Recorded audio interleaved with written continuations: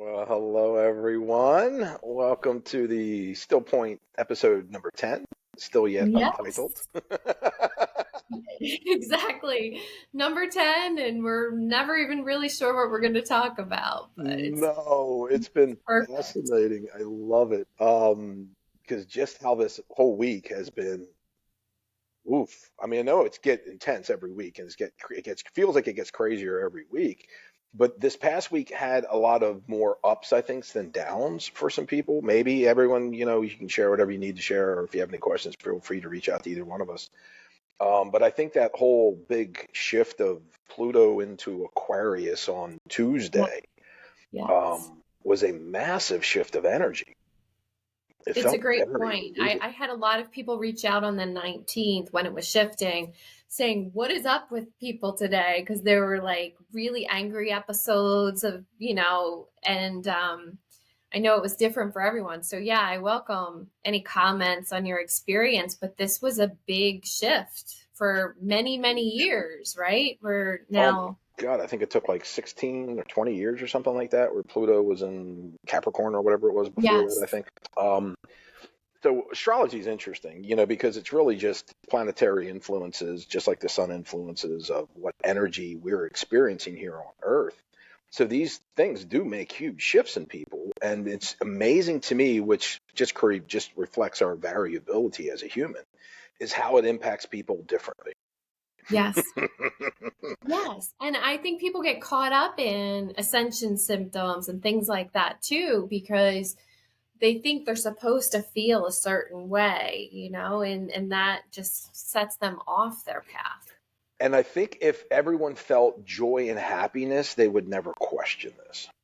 That's true. So if we think, wow, ooh, if we think about just that statement alone, is our expectation of what we think we're here for and what our purpose may be in our life always reflects, most people always want to say they just want to feel joy. They want to feel happiness. They want to feel that loving experience.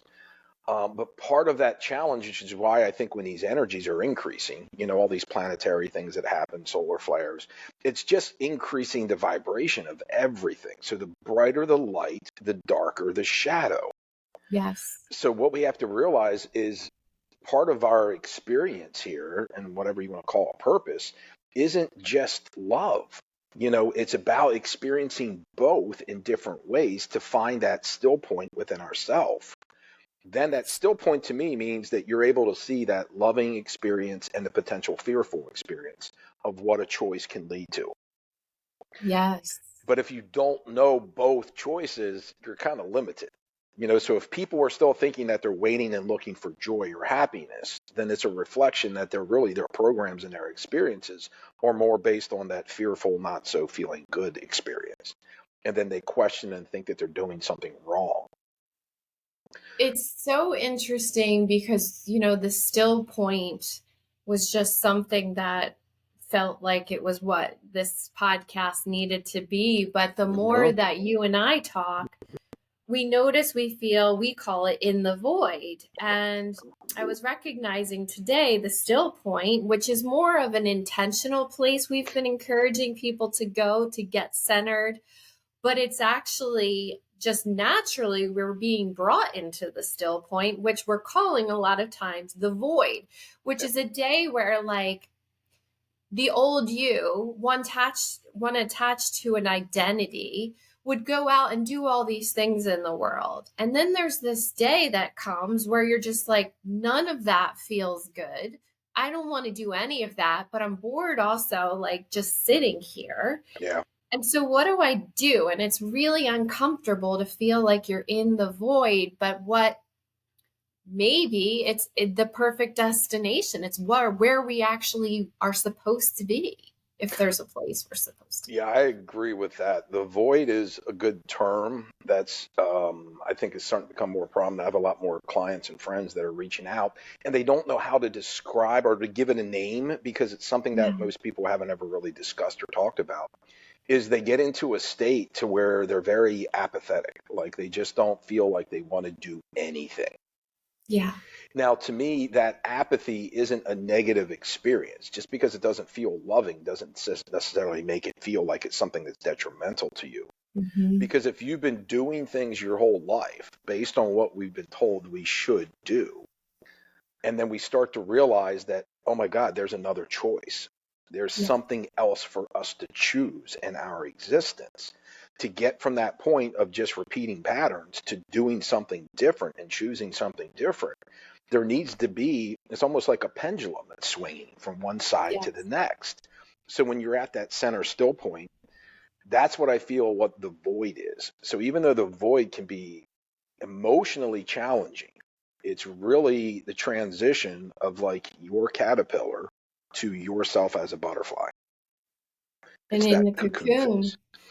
Yeah, and I Yep. think I love the Hawkins scale of consciousness, but I think that was created at a time where we had enough knowledge to create that, and we were aiming for the higher levels of that scale, just as we're aiming for the higher ladder rungs, in mundane matrix to life. But the problem with it, I see that's actually a horizontal representation of all the emotions that can exist possibly. And there's many more than are even on that scale.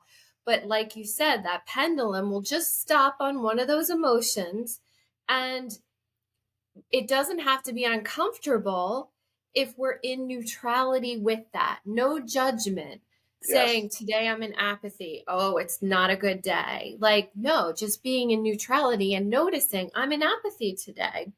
Like, what's this going to be today? Quite the Yes. adventure, It's right? like, woohoo, what's going to come out Yes, after this? Because it does get challenging when you're in it. And it Annika, does. honestly, share for myself, like I feel like I've been in the void for probably the past few months, Yeah. if not longer than that. I mean, it I really feel like 2 years I've been in the void. It's a lot. that's and what honestly when I started to really experience the void is when I ended up getting my brain into a gamma brainwave intentionally, Mhm. and Yeah. that's when I started to notice the void energy coming in. And I realized and I recognize that with some other people too that are in a void state are people that understand the bigger perspectives of our brain and what our brain waves do.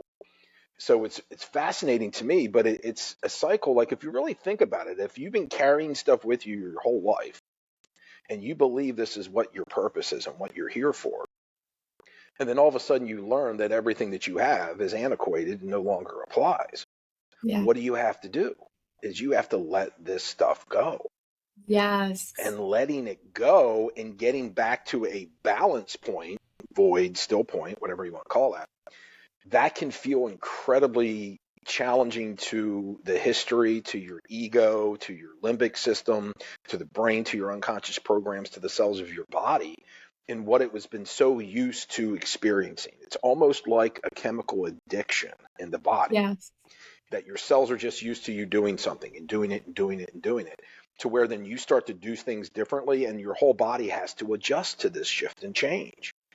So when there's Completely. these massive hits of energy coming in and massive things that are coming in and we're looking at everything in our life differently, that's going to put you into what we would call still point or void.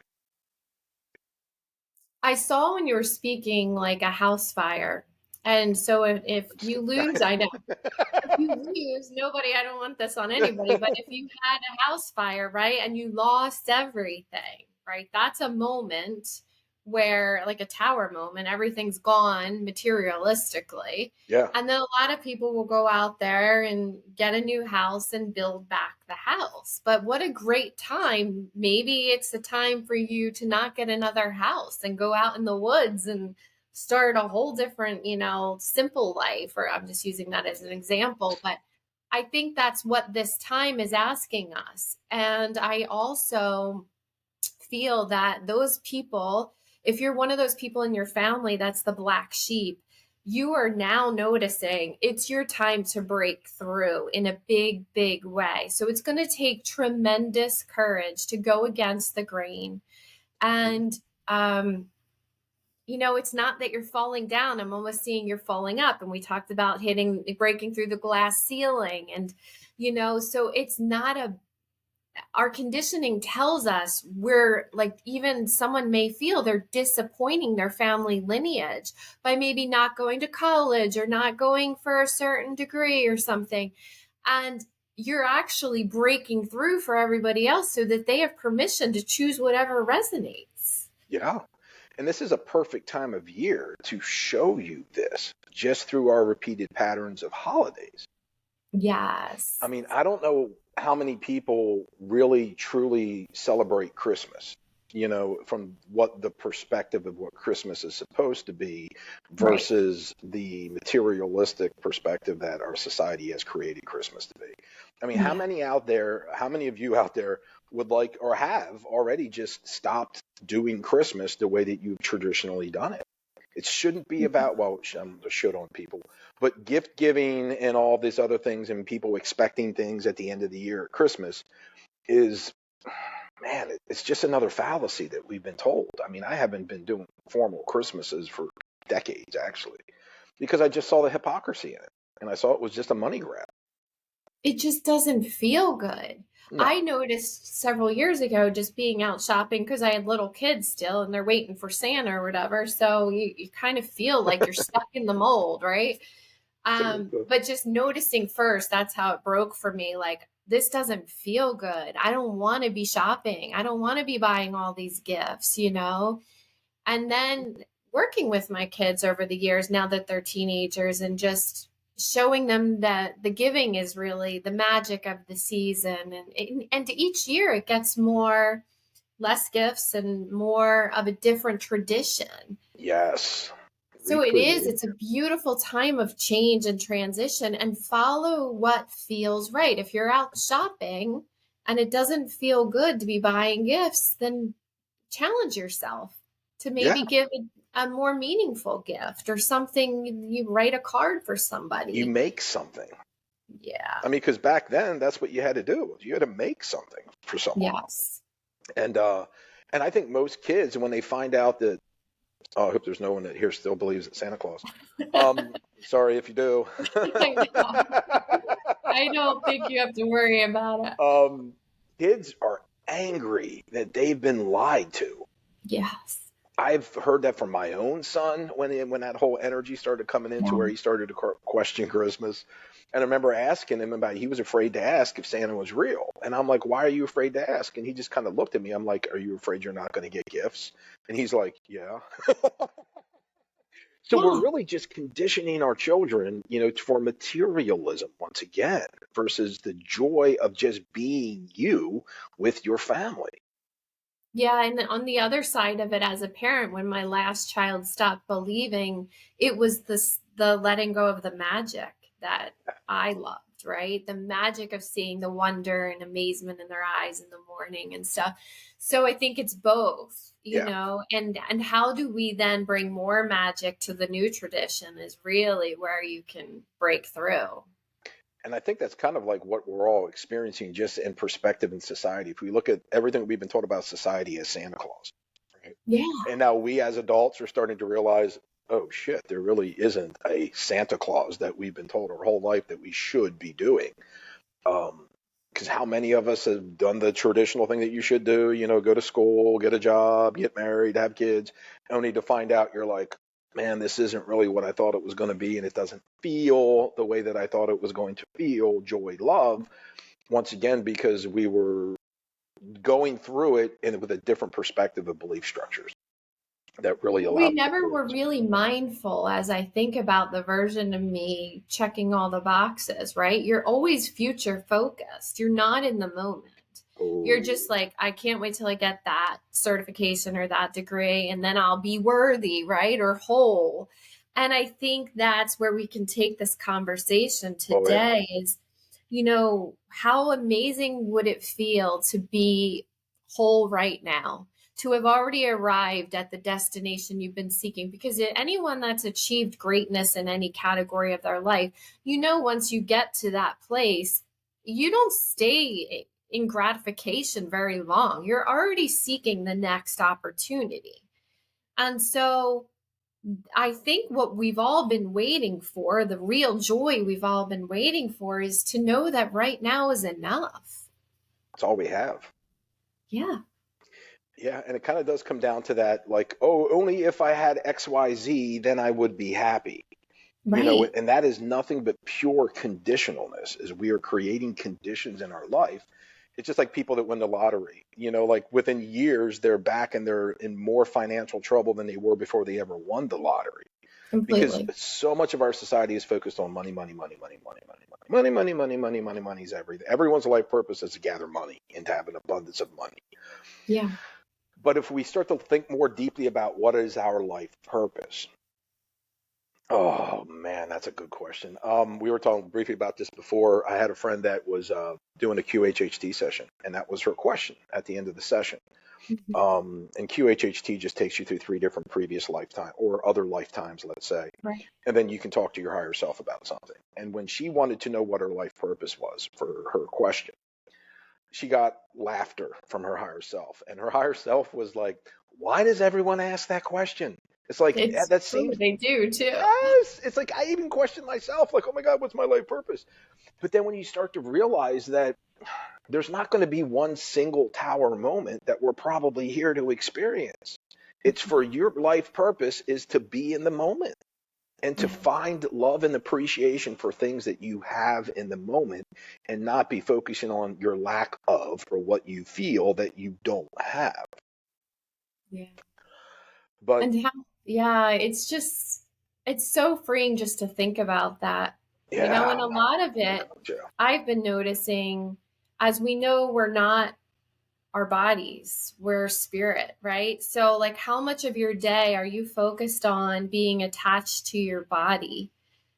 And I've been I enjoy listening to near death experiences Oh and yeah. just, knowing how amazing they feel once they're not in their bodies anymore. And so, I don't know. What's your thoughts on that with the void situation and all we're Well, I talking think about? the void is I remember Esther Hicks said something fascinating. She goes, if everyone knew how good it felt to be out of this body, she said people would be jumping off of bridges.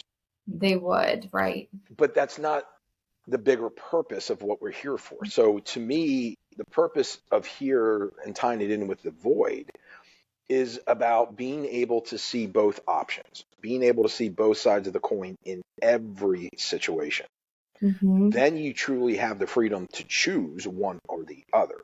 Makes So sense. Yeah. moments when we're in negative feeling isn't doesn't mean that you're doing something wrong. It's Mm-hmm. just you're starting to realize that you can have another choice or that you want another choice. Yes. So that void is vital to be in that space so you're able to see where those imbalances are in the unconscious and through your experiences that only know one side of the coin, which is going to be more fearful, doesn't feel good kind of energy. Mhm. So the void is vital to see our truth, Yeah. which is balanced energy. So the void is balanced tremendously, but the balance is very different than what we would anticipate, thinking that it needs to be like a heavenly kind of feeling. No, because it's really just stillness and it's peace. I mean, peace would be closer, I think. Yeah, that's a I good word. just notice when I do meditations where I bring healing into my body and I'm just really comfortable with those types of meditations because I'm doing a little bit of something, but it's so immersed with anchoring in the body. And then you raise your vibration. Then you start to attract all that you want, in your life. So it's just granting yourself permission to be more in those moments. Absolutely. And all the things that we want in our life that we don't currently have, to me, those are huge indicators to show you where you have an imbalance. Yeah. So to me, it's not about the achievement of things. It's not the finish Yeah. line. It's the journey that counts.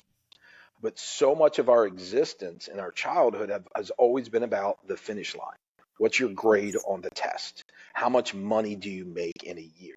So it's all of this experiences of thinking there's still something outside of us that once we have it, we're going to feel better. If that's what we believe, then you will constantly always be seeking for something versus appreciation, still point void, see where you're at in the moment, find things to love and appreciate in your life, things that don't feel good, find out deeper as to why those programs are in place and what you can do to shift and change those. Yeah, and so what is coming to mind is if we're seeking the top ladder rung, but our whole life we're beneath that, right? Where does that put us? That puts us in lack our entire life, which according to the laws of, attraction or physics or, what we now seem to understand is if we're in lack, we can't really bring true abundance to us. Mm-mm. So we need to, or not need, but it's a time to invite ourselves out of that Yeah, process and just to simply feel it all right now, because then you're not in lack anymore. You're not aiming for anything.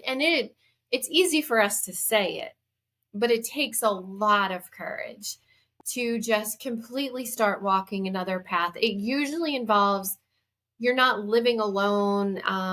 In most cases, you're not able to just make those decisions for yourself. You're going to impact a lot of people, and you hmm have to let go of all people pleasing and just really want to follow what feels in resonance.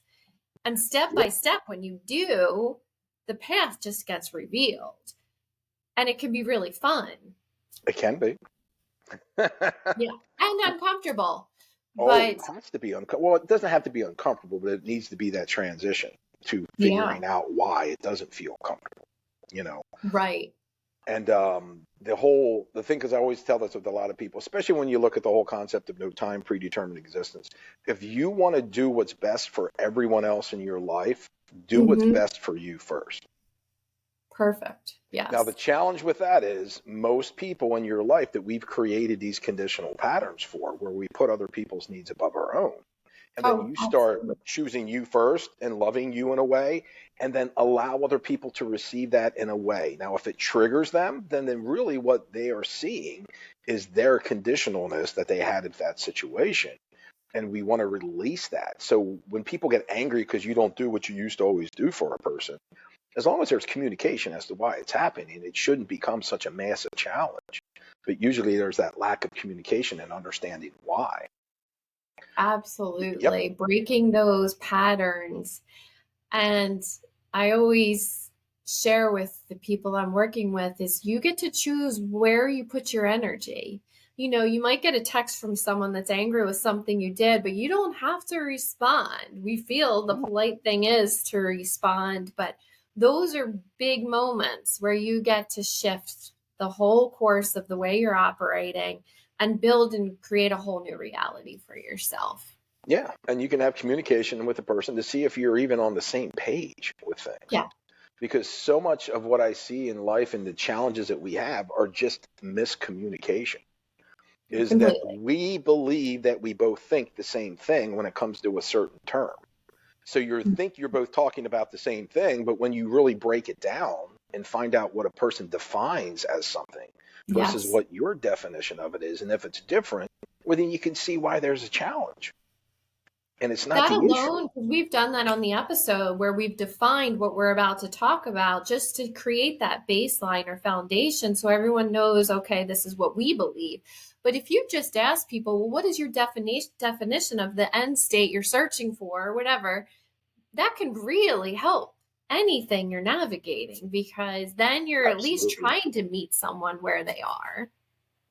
And what keeps popping into my head as we're talking about this is Maslow's hierarchy. Mm-hmm. Do you remember Of that little needs. pyramid type of thing? And Yes. I only remember like the bottom three and the top one. I forget what's in between. But the Yeah. bottom three are just like food, water, shelter. It's It's like basic survival. human needs. It's Yes. survival needs. So if your basic human needs are being met, which is you have a roof over your head, you have access to food and water and a place to sleep or something in the lines to where you can feel semi safe in your existence. That is vital. But if you're still questioning your foundations of your existence because you don't have the nice furniture that you want or you don't have the clothes that you need, you're not even getting past the first rung of that ladder. And the top pyramid, if I remember, the top of that pyramid is self actualization. You're right, it is. So when you reach self-actualization, it's not because you've accumulated all of these, conditional or material things in your life. You've reached to the point to where you appreciate the simplicity of what basic human needs are, and that you are able to see and appreciate it in the moment, not thinking that you're lacking that. But if you feel you're lacking any of those basic human needs just because it's a materialistic thing, you can never get to that self-actualization point. And by the time you get to the self-actualization point, you're not going to want any of the material stuff. Well, you don't. And I'm picturing my mom who passed away, and I saw her self actualize in the afterglow experience. Like when Ooh. her face went from looking 63 to 29 and glowing and beautiful in that last breath. And then I'm reflecting on after she died, she was a hoarder. She saved everything. And I went into her house and cleared it out, right?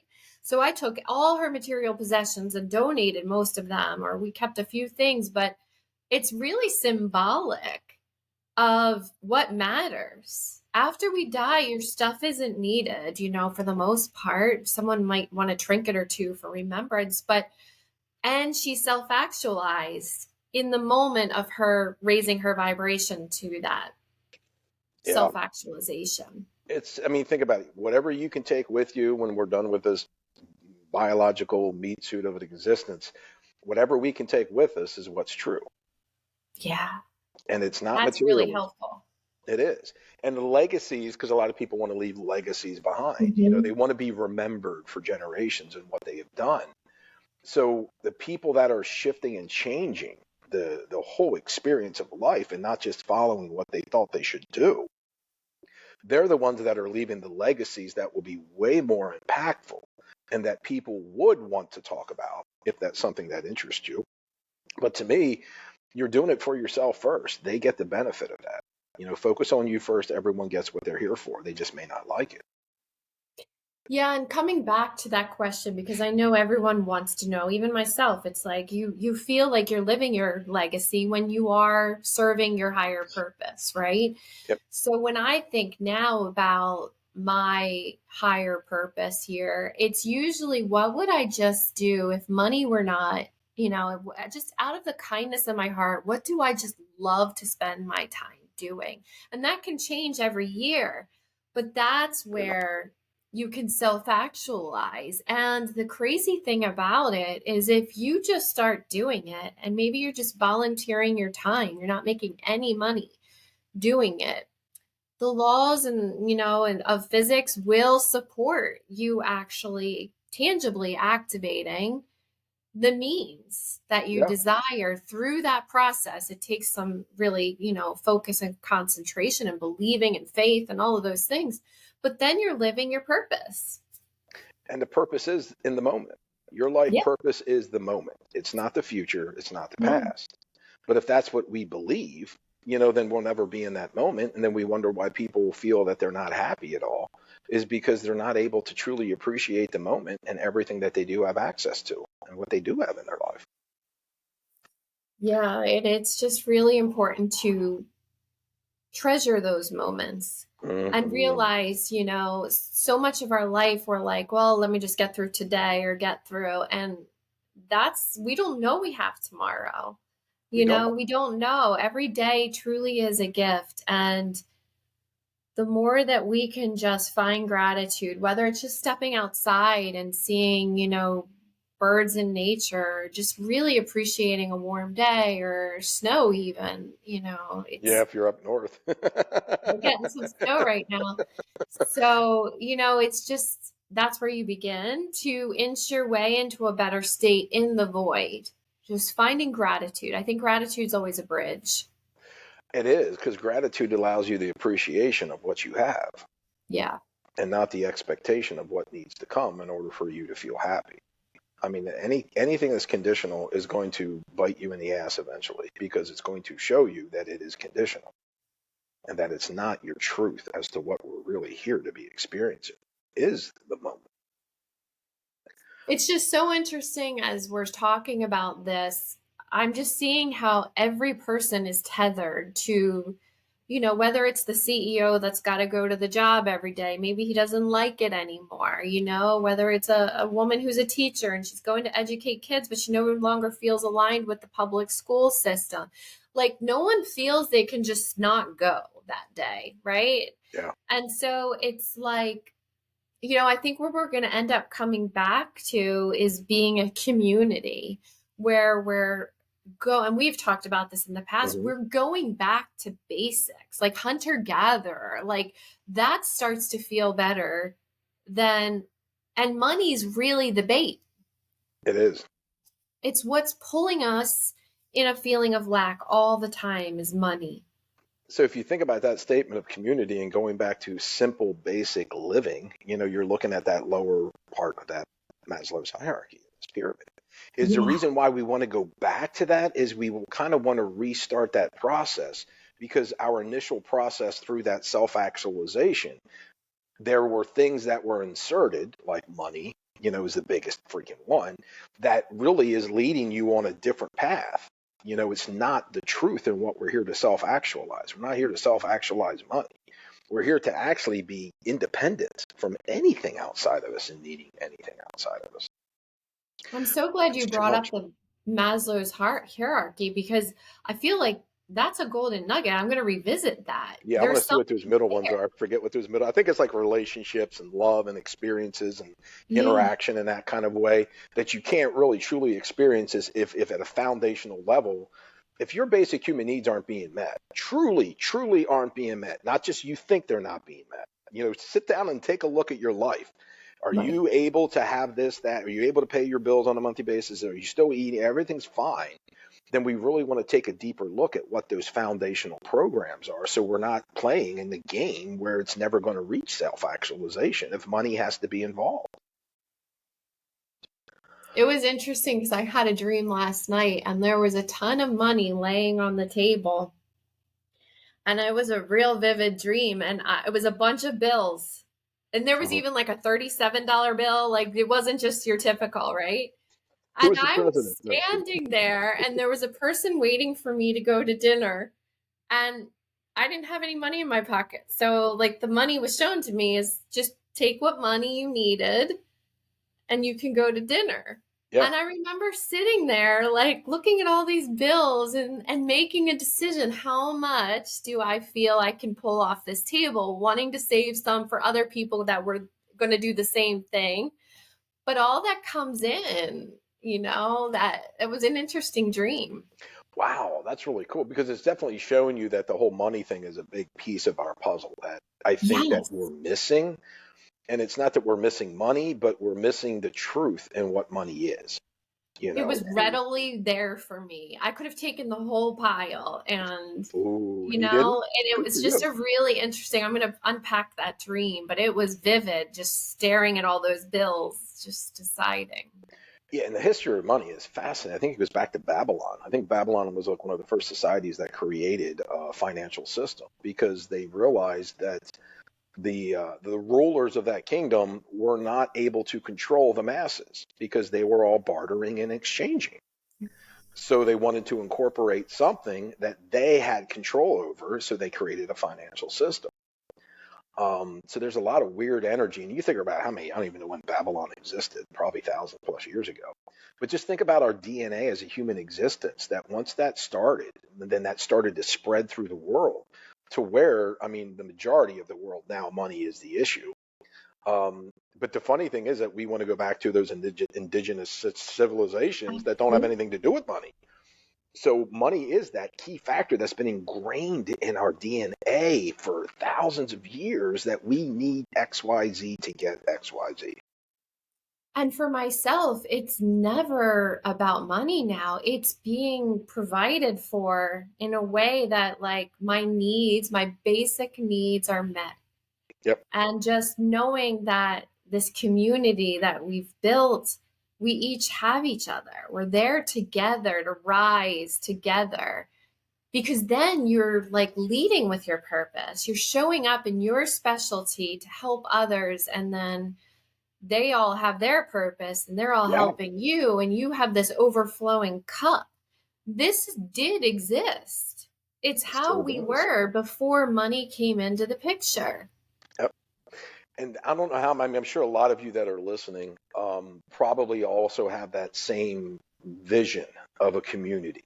I cannot Yeah. tell you how many times I've heard that over the past 9 years through working with different clients. Is when I ask them, like, what's their dream? What would they envision their perfect life to be? the majority of them say it's a community type of situation. And we're not talking communities like apartment complexes. You know what I mean? It's like a village to where everyone has their own unique space, and then we Yes. can come together as a group and then share in each other's abilities. So find that thing that grabs your heart that really feels good doing, and then that's what you can make your contribution to the whole. And we're all fractals of source, right? So the beautiful thing is we're all here to serve in a unique way. And if we just allow those pieces to fall and surrender into knowing we're going to be provided for, if we step into that self-actualization, that's the new earth. That's everything we've been wanting and desiring. It could be here tomorrow if we all just, it's like in COVID times, everyone didn't go to work, we were told to stay home. That happened through force, Yeah. but we can step up and create this community. All it takes is one person to create a good one, and you're almost franchising it out. Pretty much. You'll Yeah, attract those people, that have those similar vibrational, desires to match it's that for sure. exciting. It is exciting. And it's so fascinating to me with the bigger picture. It's just money is the biggest challenge. Now, one of the things I've realized too is if you have always been able to provide your basic human needs, it's not because of the job that you have. It's not Okay. because of the money that you make. And that's what we have been told. And Mm-hmm. that's what we have believed. So that was one of the big things I did when I moved to Arkansas 3 years ago now. My purpose and part of my biggest intention down here was to do nothing. I didn't even realize it was the void at the time, but now I understand it was a void like energy, which Yeah, was to do nothing and see if money can find me. beautiful. And it has blown my mind how many times every month, doesn't matter what I do or what I don't do, I always find a way to manifest my basic human needs to be met.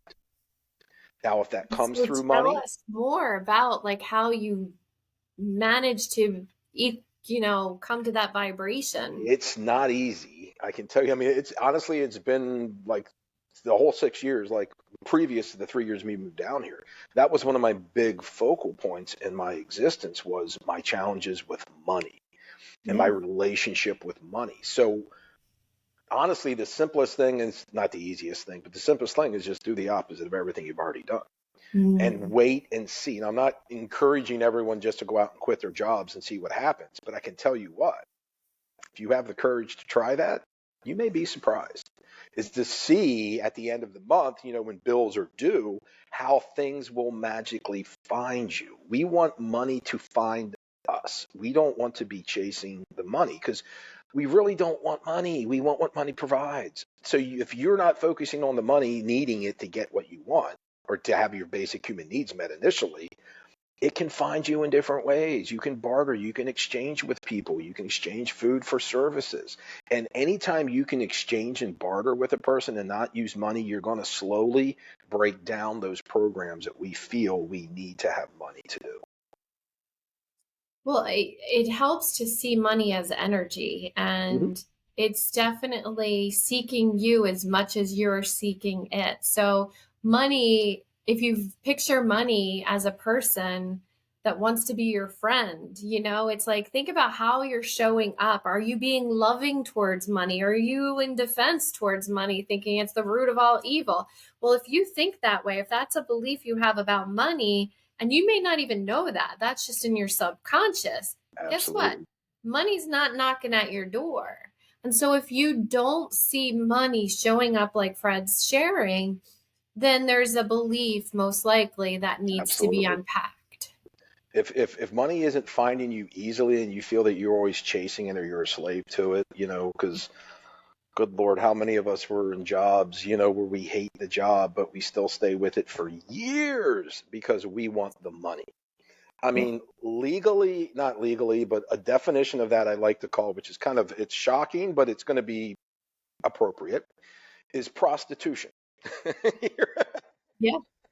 you're I know. basically selling your soul, your energy, your time to do something that you really don't like to do or want to do, but you have to make yourself feel like you have to enjoy the process. So we really do prostitute ourselves out in a lot of different energetic ways for things that we really don't want to do, which is just very detrimental to the existence. So if you've got fears and challenges with money, it's a reflection that there are programs that you have that are just totally imbalanced with what we believe money to be. It's interesting because I have an online course I built years ago, but it was the archetypes, and it was the prostitute, and then there was the lover archetype, and it was so beautiful because the questions of how you prostitute yourself out there, and it sounds like something none of us want to be a prostitute, but we're all a prostitute at some point in our Yes. lives and it's so clear in that, when you look at the archetypes. Yeah, and it's a part of our experience is because we need to have that attachment or condition to something to understand that we don't need that attachment or condition to it. Yeah. So it's like it's such a weird dichotomy that you need to kind of experience what we don't want to know what you do want. But Yes. that's the two sides to the coin. That's what it creates the ability for you to be able to have a choice. That's why we experience, both contrasting emotions, is to kind of Yeah. land more in the balance. Oh, wow. So what can we do to help release some of these attachments with money? I It's funny. I feel didn't. so much energy running through my body. I mean, before this today, I felt really nausea, like a lot of nausea coming in and through the episode, and the heat I'm feeling right now, I feel like my body's on fire. So, like, just know there's a lot of energy moving from this discussion today. A lot. Yeah, my stomach has A definitely been lot. impacted. My stomach's been impacted a lot this week. I will share it because I shared with you. I had a Yeah. session, first time this has ever happened in 9 years, where I was witnessing a healing for a person, and I had to go throw up. Amazing. Now, luckily, I wasn't eating a lot that day, and I don't think I've eaten today yet. I generally don't eat but once a day in the evening. So luckily, there wasn't much, but still, I just couldn't believe how intense that was. So I know there was things that she was experiencing that I had because of the intensity of that. And that's kind of like as the vibration increases, that shadow gets darker. So you're presented with all these things in your life. You create all these things in your life to show you that imbalance. And that was huge. And I think that was on Monday. So that was right before Tuesday where a lot of energy shifted. So it was perfect. But It man, is that was huge. shocking to me. Yeah, and that's where, welcome some of these crazy physical symptoms because your body's detoxing. A fever feeling, or, just even a cold could be you shedding a lot of old energies. And, if you feel ready to not embrace anything that's going to suppress it, then that just allows more of it to clear. So I know for myself, I get excited even when my kids come to me with a fever anymore. I'm like, all right, just grab a cold compress, but we're going to ride this out and let it heal you. Think about what a fever is. What's your body doing? Is it's increasing its internal temperature to kill off the old infected cells that aren't in alignment with what you really truly want to be, to allow those newer cells to come in sooner than what was anticipated through the natural cycle. So fevers to me are always genetic upgrades. I love it. I really embrace them now. And I see how they arrive when the emotions, because as I study the emotion that underlies some of their illnesses, sometimes I can see how it is truly releasing. Yep, It's it's all very always good. apparent. Yeah, any Yeah. type of disease or disorder that anyone has in their existence is just the body trying to get your attention. So to Hmm. show you where the imbalance is, that this disease is the manifestation of any disease state, any conditions like that. There's always an imbalance in a program that's creating that to some extent. Yeah. So I think, some sort of healing feels good for today where Yeah. I think a lot of people are feeling physical symptoms and just being in the void with joy somehow. What we could do with it, because we talk about a lot of different things, it's amazing. We can definitely release any of these money issues on a deeper genetic level. And I I think love I've that. heard this called this before, and it's just a term. It's like the Babylonian money curse. Okay. which is when that's initially where this all kind of started. So if we can go back, and or not go back, but if we can release any concepts associated with money being used as a form of control and manipulation, that's what we can shift and release and make sure that you know that you are safe to live your life without the pursuit of money and allowing you to know what it feels like to know that money is always trying to find you in unique and different ways than what you've experienced before. I think that's going to resonate for a lot of people. It's definitely. Yeah, it's definitely huge and it sounds simple, but man, the implications and the impact of this and how this can shift and change some things can be tremendous. Um, all right, so let's play there. Is that okay? Is there anything else that's coming Yes. up with you? No, I think it's perfect. Okay. All right, so let's play with that, and let's also do a little bit of a deeper genetic upgrade, not just associated with money, but let's start getting people's DNA a little bit higher vibrational in a way to start to match the increasing energy, so therefore it doesn't have to become so challenging for you to witness and to see something that wants to be loved and balanced in that experience, so it doesn't have to become something that's painful for you. Beautiful. All right, hold on.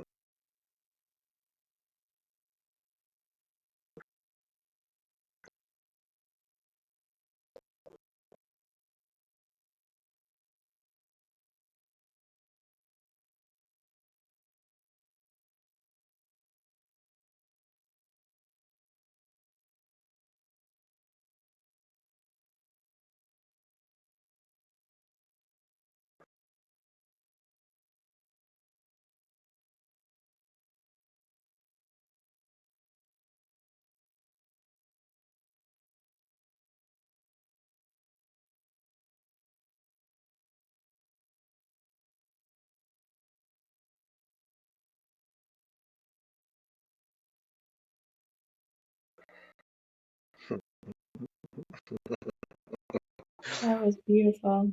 The biggest thing that was coming through with me during that was allowing people to understand money is no different than air.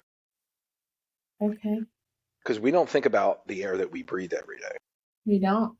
But if you equated air to money, most people would be holding their breath incessantly. That's Because so great. I love bring in the money and I exactly. can't let it go. I need more. And they're always breathing in versus the exhaling, which is the movement of money, too. Because if you're given $1 million but told you can't spend it, it's useless to you. Yes. So we want it to flow in and flow out. Flow in, flow out. There needs to be a balance with the money that we have, too. Because if there's that lack of, I don't have enough, I need more, more, more, more, more, then really you're kind of like holding your breath in a way. Well, I'm very conscious of that too. It's one thing if you ever want to experiment with money and stop using your credit card and use only cash. You'll get very clear on how you're using money. But when I use my credit card, because that's typically what I do, if I'm buying groceries for my family, like I do have that moment of just feeling so grateful that I'm able to spend it. And, just feeling happy about that when I'm putting, that charge through. And so that's one way that you can sort of just appreciate it when you're spending it and allowing a loving experience as you spend it. And then as you're getting the checks in the mail or the money, just really holding that in your heart as well with gratitude. And it's almost like the inhale and the exhale being the same length. Yeah. And so it's definitely a huge perspective, I think, that will help people as they're processing the bigger picture of their life and what's important to them. So And if you one were of the able things to, too, some people equate money, like having money, as being selfish. It's a big one yeah, subconsciously. What helped me, because I had that, I think, years ago, and what helped me to see that was what more I could do in service to humanity with more money. right? So sometimes it's just a little creative switch of like you knowing that if you have more resources, you can do more. Yeah. You can go out and give more to people in need and all of these things. So but going back to the visualization, I saw our three lower chakras, like the yellow, the solar plexus, the orange of the sacral, and the red of the root. So it was funny because when you're in a situation where you feel happier, say someday, and you're not truly annoyed by people that really would annoy you on a lower day, right? So I saw the northern lights with all of those colors, and then all of us like with our buckets to like vomit, but just being so grateful we were gathering around a campfire with those lights so that I could feel my chakras really upgrading at that moment. And the joy we felt to just be in the void of like the DNA upgrade. To your point, like our DNA, our junk DNA is being activated. There's nothing you need to do right now. It's all coming online. And this Yep. specific healing really brought a lot of that up, And which is, it's gonna be a continual process, of course. And yeah, plus, then we have the holidays coming up, which is always, getting back in touch with the family. So it's always an interesting time of the year for people because it does pull up a lot of triggers and childhood challenges, when you do integrate with your family in ways that you usually don't throughout the rest of the year. So be cognizant of that, as to what is coming up for you. And if you start to see patterns and feelings and emotions and are uncertain on what to do with that or how to process that, that's what we're here for too, is to reach out to see what we can do to help. absolutely. It is a really hard time for people around the holidays. It brings up a Yeah. lot. And just really allowing yourself to be in the moment, be gentle with yourself, be kind to yourself first. Yeah. And breath by breath, just navigate these moments and maybe do something different, maybe just show up completely different. Yeah, because It, if you keep doing the same thing, nothing's going to change. yeah. Or it'll And happen to where something has to change, and then it's going to feel like a victimization mode. Like you're going to be fired from your job, or something's going to happen majorly, and you're going to be like, "Oh my God, this is horrible." Versus these major events, or things that happen to you, versus a choice that was been made consciously. That's yes. a deeper reflection of your unconscious creating scenarios and situations to get you into that still point in a beautiful, balanced way that you may not be listening to or following through your own intuitive guidance or what you think you should do versus what we choose to do. Yeah, and just to give you a little teaser, what I'm getting now is the still point. When I first saw what that meant, it was really the zone of greatness, the sweet spot, right? So I think we'll talk about that on our next episode a little bit more, is where I'm Yeah. seeing the still point's really where it's at. And when Yep. you look at an athlete, that's when they're at their greatest. So how does that all relate as a future Beautiful. episode? Yeah. All So right. thank you, Fred. Thank you, Thank everyone. Please you. share your feedback. We definitely appreciate it. And have a beautiful weekend and a beautiful week of giving thanks next week. Yes, great point. Thank you. Take care, everyone. Bye bye.